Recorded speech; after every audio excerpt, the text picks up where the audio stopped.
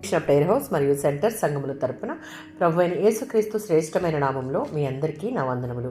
ఈరోజు దేవుని వాగ్దానం లేవీకాండం 25వ అధ్యాయం 21వ వచనం. నా దీవెన మీకు కలుగునట్లు ఆజ్ఞాపించదను.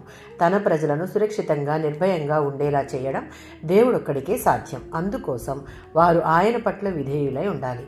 దేవుని ఎడల నమ్మకం, విధేయత ఉన్నవారికి అవసరమైనవన్నీ దేవుడు మాత్రమే ఇవ్వగలడు.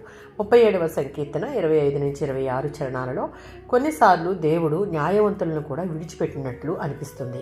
కొద్ది కాలం పాటు వారికి దూరంగా ఉన్నట్లు అనిపిస్తుంది. ఉదాహరణకు యోబు, దావీదు, ఇర్మియా.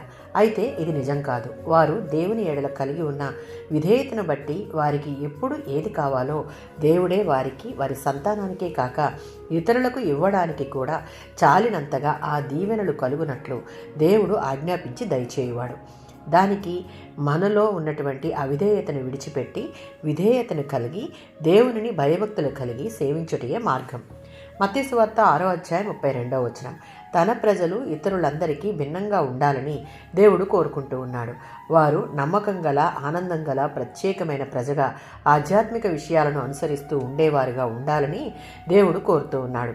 మనం దేవుడు కోరుకున్న రీతిలో జీవించినప్పుడు మనకు ఏ కొరత లేకుండా ఆయనే చూసుకుంటాడు. 2 కొరింథీయులకు రాసిన పత్రిక 9వ అధ్యాయం 8వ వచనం. ఇతరులకు ఉదారంగా, సంతోషంగా ఇచ్చేవారు ఎప్పటికీ నష్టపోరు. ఇవ్వడం ఇష్టమున్న వారికి ఇచ్చేందుకు ఇష్టపడతాడు దేవుడు. మనిషిని సౌభాగ్యవంతునిగా చేయగలవాడు లేదా నిరుపేదగా మార్చగలవాడు దేవుడు మాత్రమే. మనం ఏ స్థితిలో ఉన్నా దేవునికి విధేయత కలిగి ఆయనకు ఇష్టంగా జీవించుటకు ఇష్టపడితే మనం ఊహించని సమయంలో ఆయన మనకు దీవెనలు కలుగునట్లుగా ఆజ్ఞాపించి మనలను సంతోషపరుస్తాడు. ఆమేన్.